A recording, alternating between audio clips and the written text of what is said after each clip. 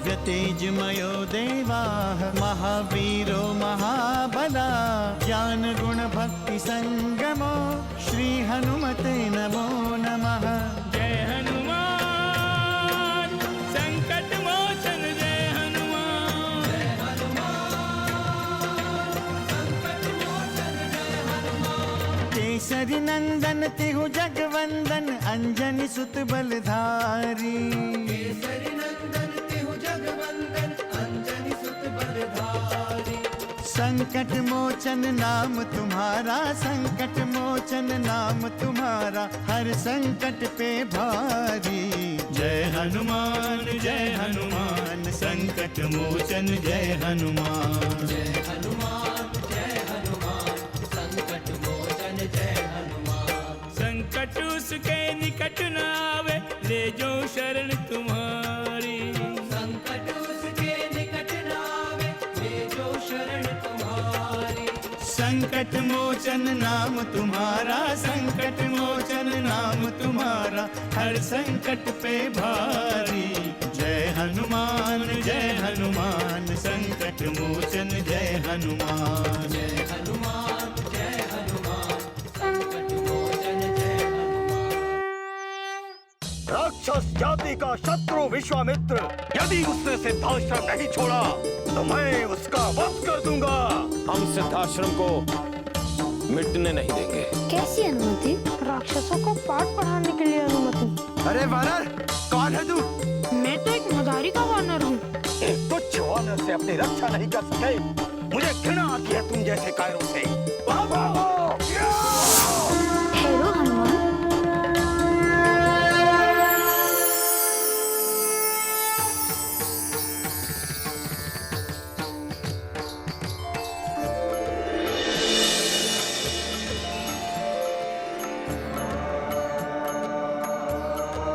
आपने कष्ट क्यों किया श्री राम जी? मैं तो स्वयं ही आने वाला था।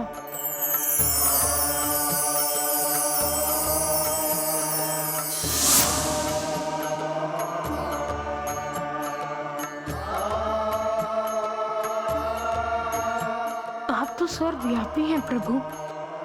मैं आपका संकेत समझ गया। मुझे शीघ्र प्रस्थान करना चाहिए। जय श्री राम।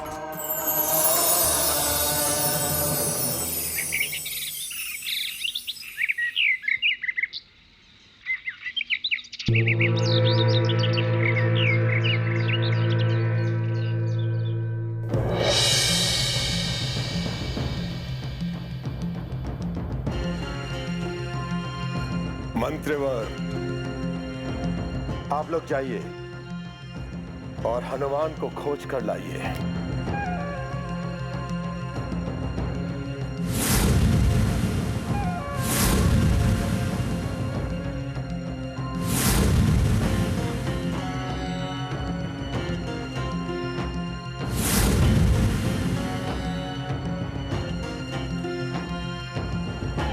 महाराज की जय हो। महाराज कुमार राम महारानी कौशल्य के साथ पधार रहे हैं।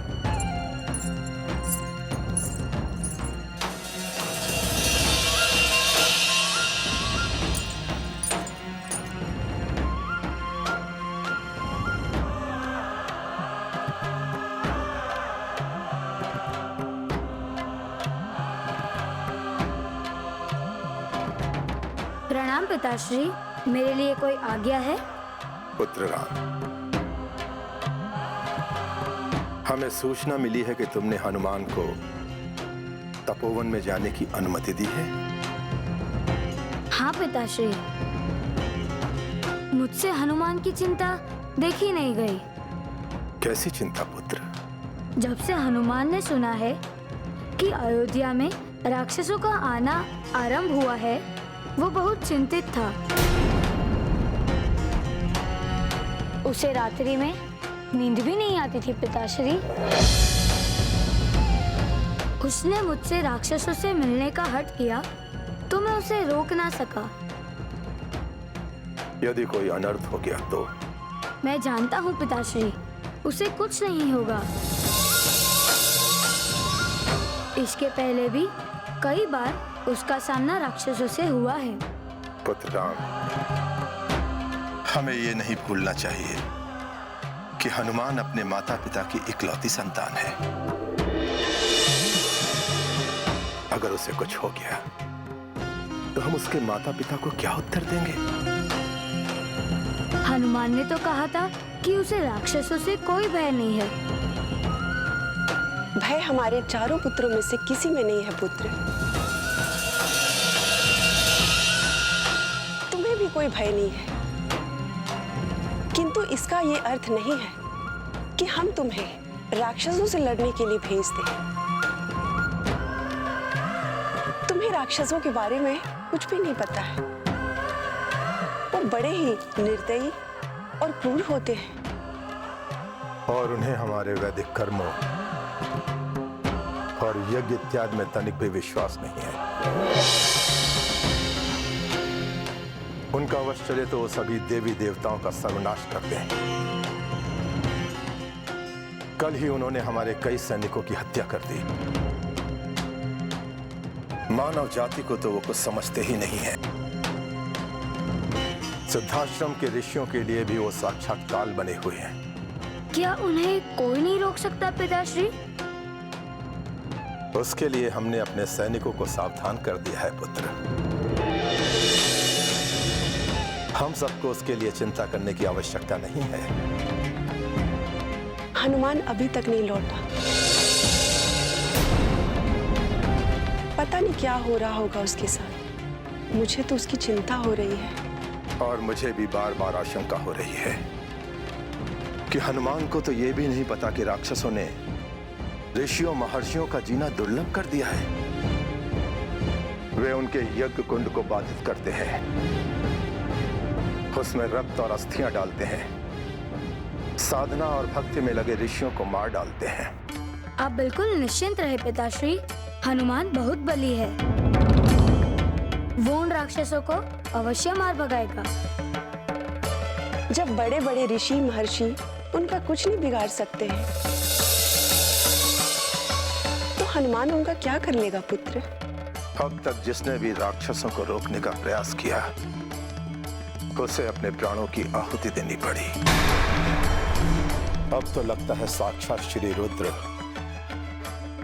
और श्री हरि ही उनका अंत करेंगे। संकट मोचन जय हनुमान। हमारे कुमारों में इतना आत्मविश्वास है कि राक्षस इनके आगे ठहर ही नहीं सकते।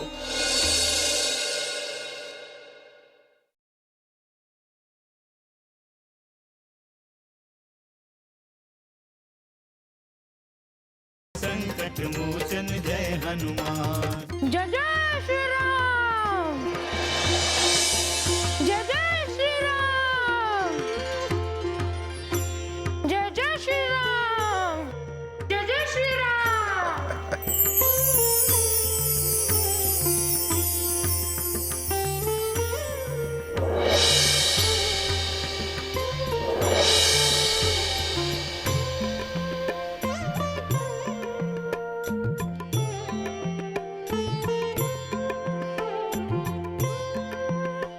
महाराज को केसरी पुत्र हनुमान का प्रणाम स्वीकार हो। यशस्वी भाव।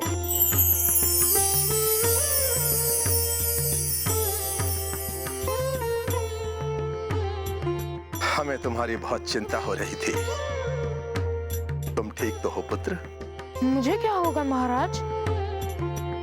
हम वानरों को तो ईश्वर ने बनाया ही ऐसा है कि हमें कोई पकड़ नहीं सकता। और मैं तो अपना कार्य करके भी आ गया। किंतु हनुमान, तुम्हें जाने के पूर्व अनुमति तो लेनी चाहिए थी। क्या करूं? मुझे नींद ही नहीं आ रही थी।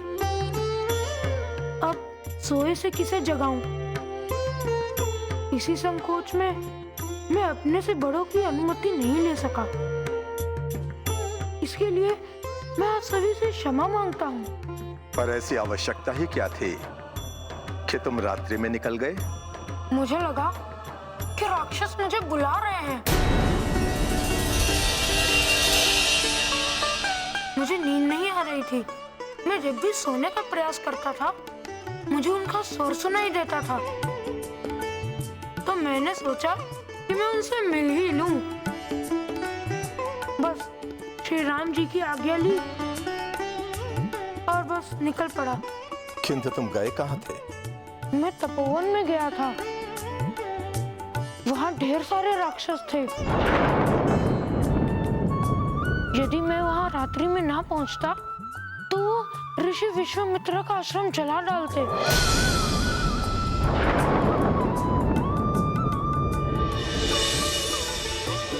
वो बड़े उत्पाती थे और मैंने उन्हें मारकर खदेड़ दिया। बड़े बली हो तुम हनुमान। मुझे तुम्हारे साहस और बल पे गर्व है। यह सब आप ही लोगों की कृपा और आशीर्वाद है। महारानी कैकेयी, आप इनका साहस देखना चाहती थी ना, बस इन्होंने दिखा दिया। मैं इनका आत्मविश्वास देखना चाहती हूँ महाराज।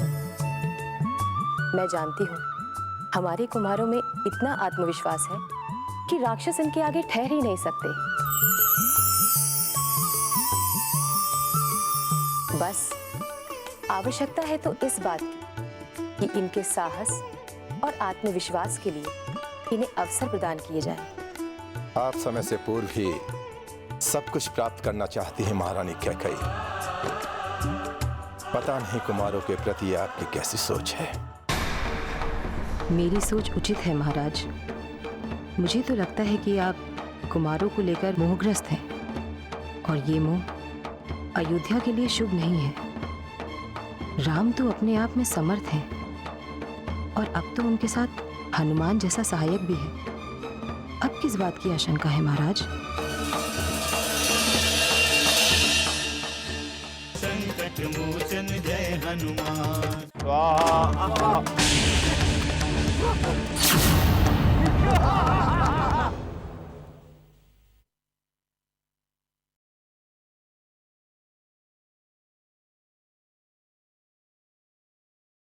संकट मोचन जय हनुमान।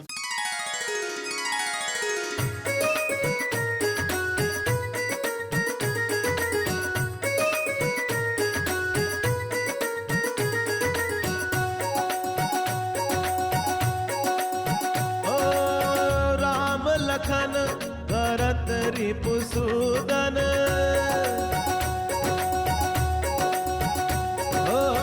राम लखन भरत रिपुसूदन, क्रीड़ा करते मन भावन है, क्रीड़ा करते मन भावन है। इत उत खेलत हनुमत के संग, इत उत खेलत हनुमत के संग, प्रभु का रूप अति पावन है, प्रभु का रूप अति पावन है।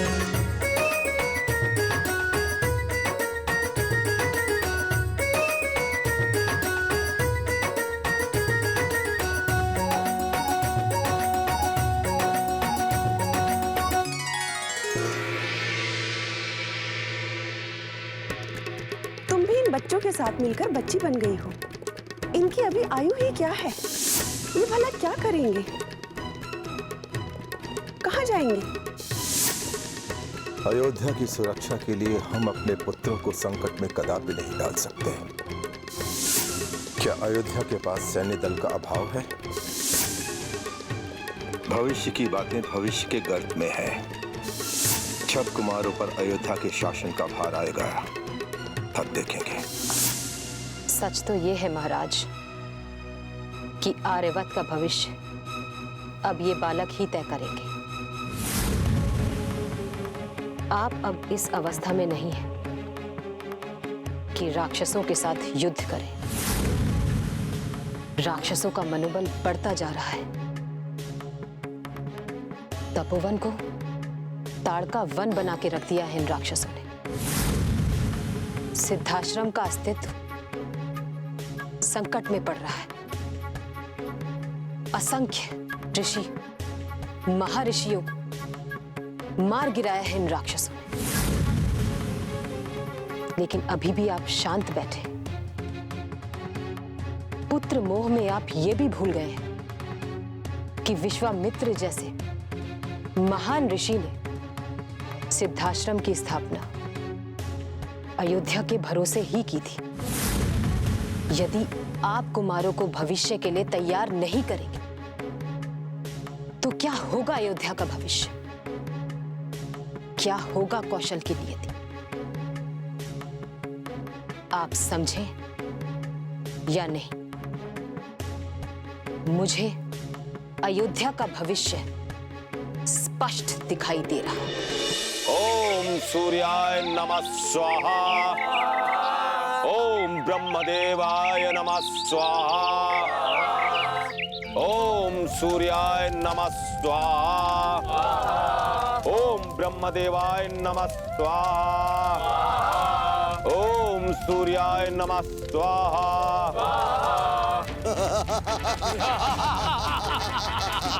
ओम ऐं ह्रीं क्लीं चामुंडाय विच्चै नमः स्वाहा। स्वाहा स्वाहा।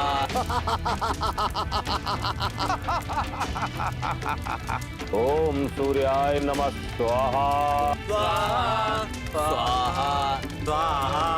ओम ब्रह्मदेवाय नमः स्वाहा। ओम चंद्राय नमः स्वाहा।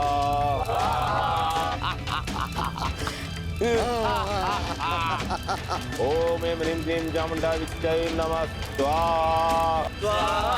स्वाहा स्वाहा। ओम शनैश्चराय नमः स्वाहा।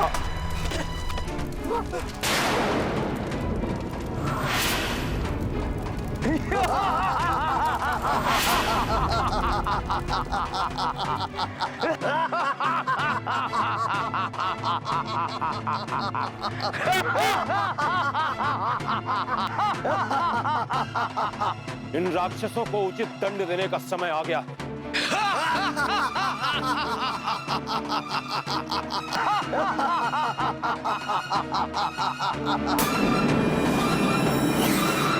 चलो अपने अपने शस्त्र उठाओ, जाओ शीघ्रता करो। चलो। ये तो संकेत था भ्राता। इसे पता चल गया है कि अब तारका वन में इसका कोई भी यज्ञ सफल नहीं होगा। अब संकेत देने का समय बीत गया भ्राता सुबाहु। अब उसका वध करना होगा। अब अग्नि कुंड में अस्थियां नहीं, उसे जीवित डालना होगा। हमारा उद्देश्य सीधाश्रम पर अधिकार करना है और हम अपने लक्ष्य के समीप है भ्राता श्री। बोल रहे हो तुम? हमें ऋषि मुनियों के ढोंग को रोकना है और ये संस्कृति की परंपराओं को ध्वस्त करना है और रक्त संस्कृति को स्वीकार करने के लिए इन ऋषि मुनियों को विवश करना है। ये ऋषि जीते जी रक्त संस्कृति स्वीकार नहीं कर सकते हैं भैया। तो ये जीवित भी नहीं रहेंगे। संकट मोचन जय हनुमान।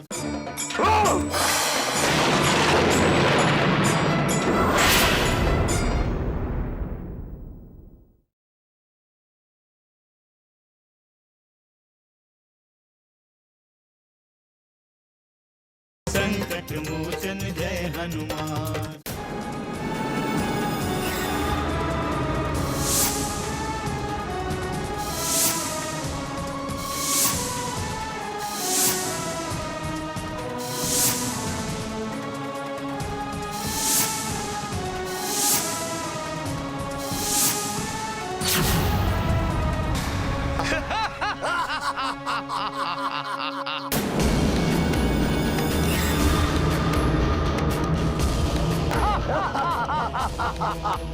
चलो शीघ्रता करो।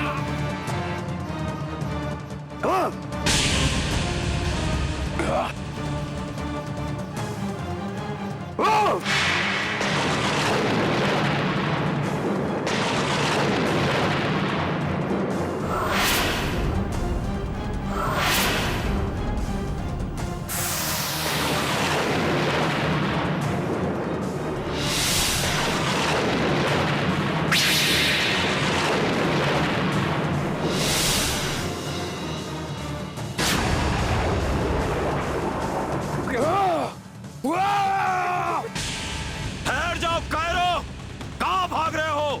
हिम्मत है तो सामना करो।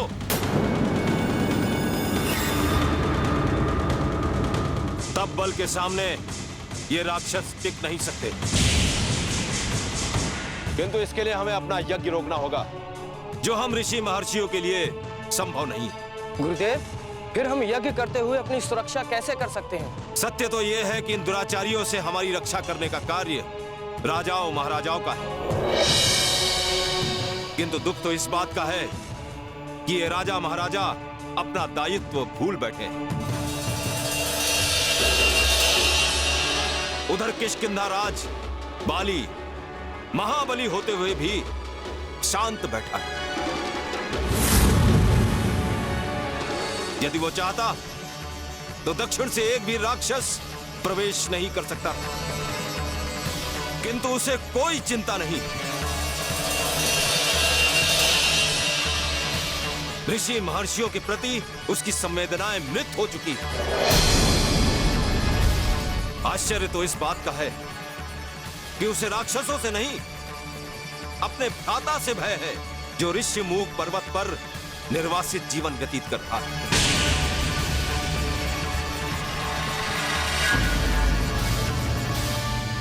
मेरा निवेदन है कि आप महाराज से राम को मांग लाएं। हनुमान जय हनुमान, असुर निकंदन जय हनुमान। मनोजवं मारुततुल्य वेगं, जितेन्द्रियं बुद्धिमतां वरिष्ठं, वातात्मजं वानरयूथमुख्यं, श्रीरामदूतं शरणं प्रपद्ये।